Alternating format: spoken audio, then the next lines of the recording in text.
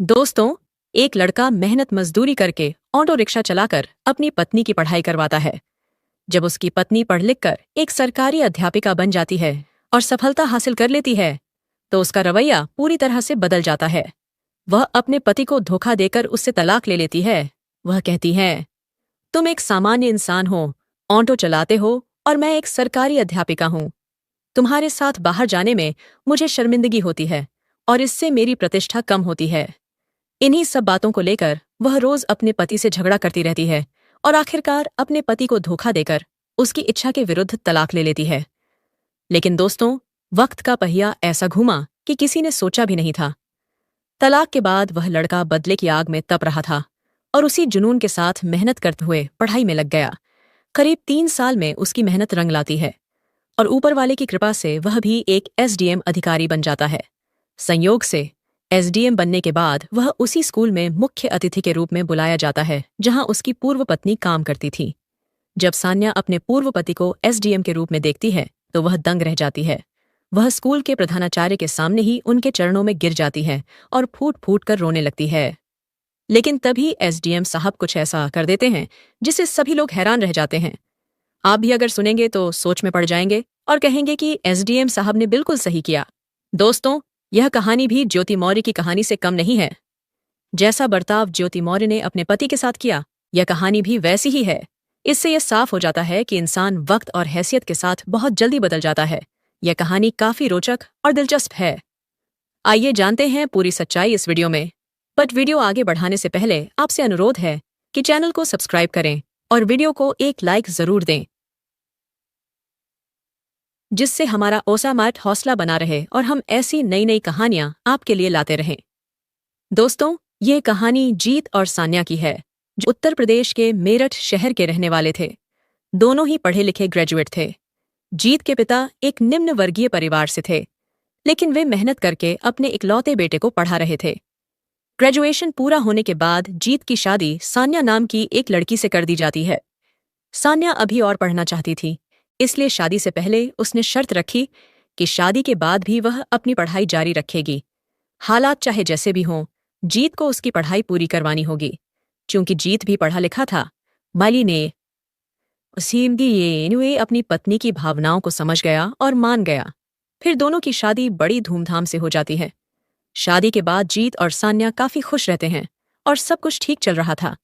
लेकिन एक दिन अचानक जीत की मां की तबीयत खराब हो जाती है। उन्हें अस्पताल में भर्ती कराने के बाद यह पता चलता है कि उनके फेफड़ों में संक्रमण हो गया है, क्योंकि वे लंबे समय से धूम्रपान करती आ रही थीं। जीत अपनी मां का इलाज अलग अलग बड़े अस्पतालों में कराता है, कभी देहरादून, कभी दिल्ली और कभी मेरठ में भी।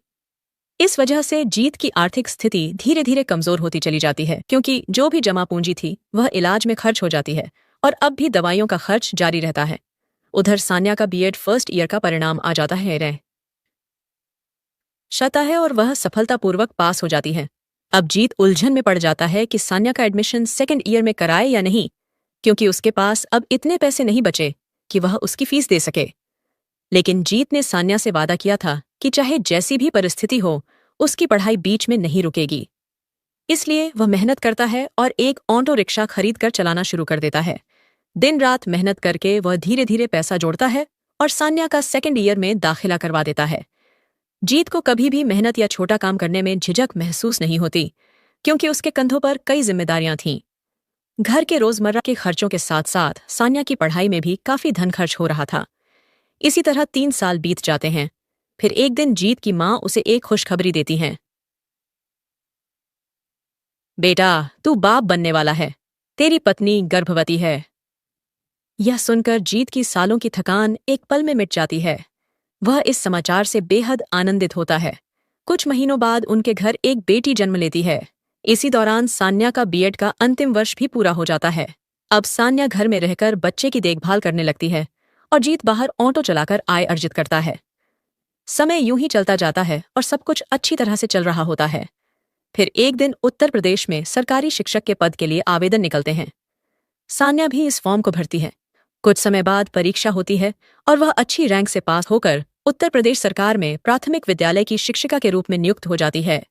जो भी लोग यह सुनते कि जीत की पत्नी एक सरकारी स्कूल में टीचर बन गई है, वे उसकी बहुत तारीफ करते, उसकी मेहनत और हौसले की सराहना करते हुए कहते, देखो कैसे उसने ऑटो चलाकर घर को संभाला और साथ ही अपनी पत्नी को पढ़ाया, जिसका नतीजा आज सबके सामने है। जब जीत ये बातें किसी और के मुंह से सुनता था तो उसका सीना गर्व से चौड़ा हो जाता था। 1-2 साल तक सान्या की पोस्टिंग नजदीकी शहर में रही, लेकिन बाद में उसकी नियुक्ति एक दूर के शहर में हो जाती है। तब जीत कहता है, सान्या तुम निश्चिंत होकर वहां पढ़ाने के लिए चली जाओ और किराए पर एक कमरा लेकर वहीं रहकर तुम अपनी नौकरी जारी रखना। बच्ची को मेरे पास ही छोड़ दो, क्योंकि यह अभी इतनी बड़ी नहीं हुई है। तुम इसके साथ खुद भी परेशान हो जाओगी, और अगर इसे रूम पर छोड़कर स्कूल जाओगी तो यह अकेले नहीं रह पाएगी। इसे यहीं हमारे पास ही छोड़ दो। मम्मी पापा और मैं इसकी अच्छे से देखभाल कर लेंगे। फिर सान्या भी खुद को दिलासा देते हुए सोचती है कि जीत सही कह रहा है। बच्ची मेरे साथ रहकर सच में परेशानी में आ सकती है। यहाँ घर पर माँ पिताजी हैं, देख रेख के लिए कोई चिंता नहीं रहेगी। इसके बाद वह दूसरे शहर में नौकरी पर चली जाती है। समय यूं ही गुजरता रहता है, लेकिन करीब 4 महीने बाद न जाने क्यों सान्या का बर्ताव जीत से अजीब सा होने लगता है। जीत को भी महसूस होता है कि सान्या पहले जैसी नहीं रही। जब भी वह उसे फोन करता, वह कॉल उठाने से बचती। दोस्तों, अगर जीत उसे 5 बार कॉल करता तो सान्या मुश्किल से 1 बार जवाब देती। कभी कभी तो वह कॉल का जवाब ही नहीं देती थी। एक दिन जीत उसे साफ साफ कह देता है, सान्या मुझे लग रहा है तुम अब पहले जैसी नहीं रही। इस पर सान्या नाराज हो जाती है और गुस्से में बोलती है, तुम मुझ पर शक कर रहे हो? स्कूल में बच्चों के एग्जाम चल रहे हैं, मैं थोड़ी व्यस्त रहती हूँ। इसका मतलब यह नहीं कि तुम मुझसे ऐसे सवाल पूछो। वह उसे छोटी सी बात पर भी ताने देने लगती है और जीत चुप रह जाता है। लेकिन एक दिन ऐसा होता है कि जीत सुबह से उसे लगातार कॉल कर रहा था, लेकिन सान्या की तरफ से कोई जवाब नहीं मिल रहा था। इससे जीत बहुत बेचैन हो जाता है। उसे चिंता सताने लगती है कि कहीं कुछ अनहोनी तो नहीं हो गई। फिर वह बिना समय गंवाए बस से सान्या के शहर के लिए निकल पड़ता है। शाम होते होते वह सान्या के कमरे पर पहुंच जाता है। दरवाजे के सामने खड़ा होकर बेल बजाता है। सान्या दरवाजा खोलती है और जैसे ही जीत को सामने देखती है, उसके चेहरे का रंग उड़ जाता है। याते से रंग उड़ जाता है।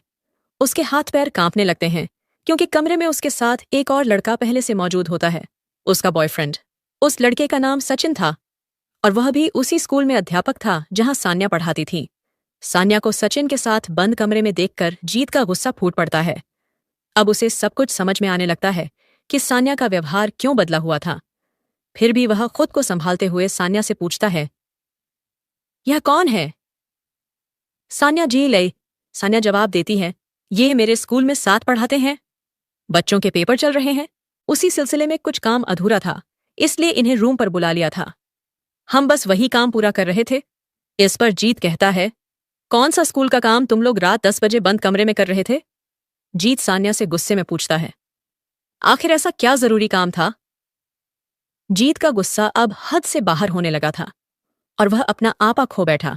फिर वह सान्या पर हाथ उठा देता है, क्योंकि दोस्तों, जब कोई इंसान अपनी पत्नी को किसी गैर मर्द के साथ इस हालत में देखता है तो उसके सब्र का बांध टूटना लाजमी है। जीत ने मेहनत मजदूरी करके ऑटो चला चलाकर सान्या को पढ़ाया, उसकी हर जरूरत का ख्याल रखा और उसे गवर्नमेंट टीचर बनने तक का सफर तय करवाया। लेकिन जब उसे पता चला कि उसकी पत्नी ने उसी के साथ विश्वासघात किया है तो उसका गुस्सा फूट पड़ता है। वह सान्या की वहीं पर जमकर पिटाई कर देता है। इसके बाद दोनों के बीच झगड़े और कहासुनी और भी ज्यादा बढ़ जाती है। सान्या कहती है, मुझे तुम्हारे साथ अब नहीं रहना। तुम एक मामूली ऑटो वाला हो और मैं एक सरकारी अध्यापिका। जब भी तुम्हारे साथ बाहर जाती हूँ, किसी समारोह या बाजार, मुझे शर्म महसूस होती है। तुम्हारी हैसियत मेरी बराबरी की नहीं है, इसलिए मैं तुमसे तलाक लेना चाहती हूँ। मैं सचिन से प्यार करती हूँ और उसी से शादी करूंगी। वो मुझे बहुत चाहता है और अब हम दोनों अपनी जिंदगी में खुश हैं। सान्या की बातें जीत के दिल में किसी तीर की तरह लगती हैं। उसकी आंखें भर आती हैं, लेकिन वह सान्या को कुछ नहीं कह पाता। वह चुपचाप वहां से अपने घर लौट आता है।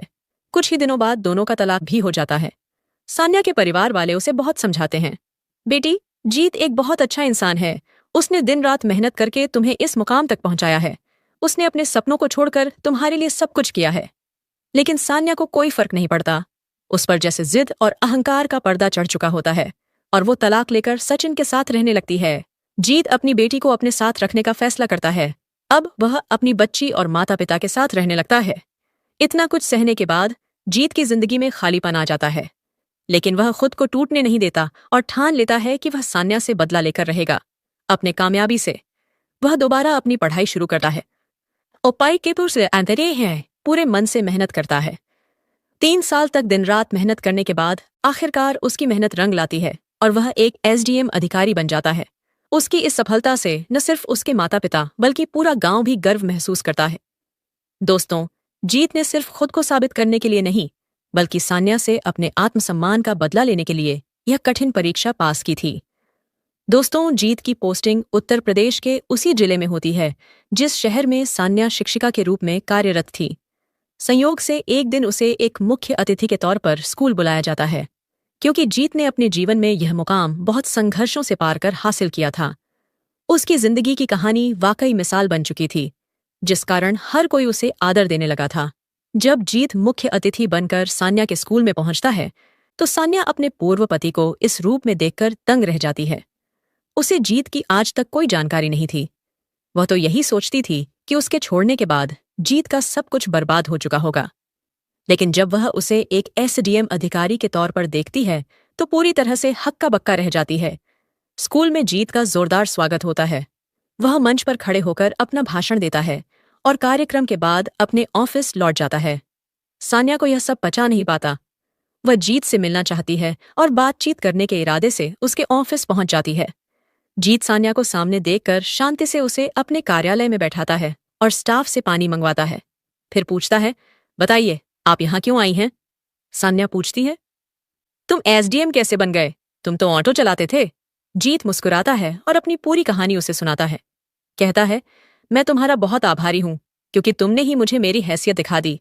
अगर तुम हमेशा मेरे साथ रहती तो शायद मैं कभी यह लक्ष्य नहीं पा सकता। तुम अपनी नौकरी करती और मैं ऑटो चलाता रहता। किसी भी बदलाव की जरूरत ही नहीं लगती। तुम्हारे जाने के बाद ही मेरी आंखें खुली। मैंने फिर से पढ़ाई शुरू की। जमकर मेहनत की और अब ये मुकाम पाया है। और देखो, आज तुम खुद मुझसे मिलने चली आई हो। यही मेरी औकात है कि तुम अब मुझसे बराबरी में बात करने आई हो। फिर जीत कहता है, खैर ये सब छोड़ो, ये बताओ तुम कैसी हो और वो पति कैसा है जिससे तुम बहुत मोहब्बत करती थी? सान्या की आंखें भर आती हैं। वह जीत से नजरें नहीं मिला पाती। कहती है, मेरी सबसे बड़ी भूल थी तुमसे तलाक लेना। सचिन से शादी के 2 महीने बाद ही पता चला कि वो पहले से शादीशुदा था। मैंने लोन लेकर एक जमीन भी खरीदी थी जिस पर तुस्की की नजरें की थी। वो मुझसे कहता था जमीन उसके नाम कर दो, बेचेगा तो मुनाफा आधा आधा बांटेंगे। लेकिन उसने जमीन बेच दी और मुझे 1 पैसा तक नहीं दिया। फिर घर से धक्का देकर बाहर निकाल दिया और कहा, जो अपनी पहले के पति की नहीं हो सकी मुली की रीस वो मेरी क्या होगी? अब मैं उस लोन की किस्तें खुद ही चुका रही हूं और ऐसे ही जिल्लत भरी जिंदगी गुजार रही हूं। अब वह जीत से पूछती है, मेरी बेटी कैसी है? वह तो अब काफी बड़ी हो गई होगी। तो जीत कहता है, तुम्हारी बेटी? वह तुम्हारी बेटी नहीं है, वह सिर्फ मेरी बेटी है।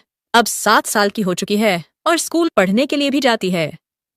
जीत उसके जिद करने पर अपनी बेटी का फोटो उसे मोबाइल फोन में दिखा देता है तो वह अपनी बेटी को देखकर फूट फूट कर रोने लगती है और कहती है, मुझे अपनी बेटी से मिलने का बहुत मन करता है। कई साल ऐसे ही गुजर गए, मैंने उसे देखा तक नहीं है। लेकिन दोस्तों, जीत की बेटी को कभी मम्मी की याद ही नहीं आई। वह अपने दादा दादी के पास ही रहकर बड़ी हुई थी और अपनी दादी को ही मम्मी बुलाती थी। उसके दादा दादी ने कभी एक माँ की कमी को खलने ही नहीं दिया। तो जीत सान्या से कहता है, मैं तुम्हें अपनी बेटी से नहीं मिला सकता।